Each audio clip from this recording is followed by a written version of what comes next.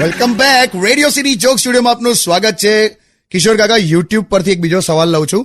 ભાવેશ પુરોહિત તમને એમ પૂછે છે કે કાકા, મારી વાઈફ છે ને સ્વભાવમાં શાંત છે, પણ પૈસાની બાબતમાં બહુ કચકચ થાય છે, શું કરવાનું? આ તો સિરિયસ સવાલ છે, મને હું લેવા પૂછે છે?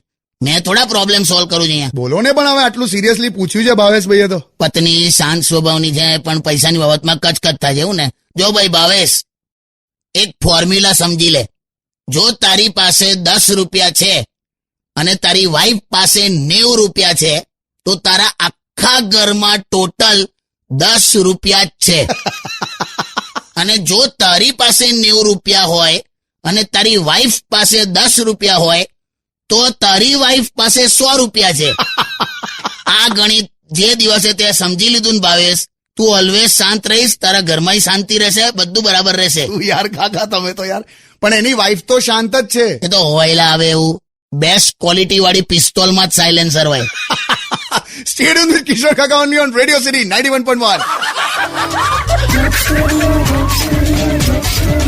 Only on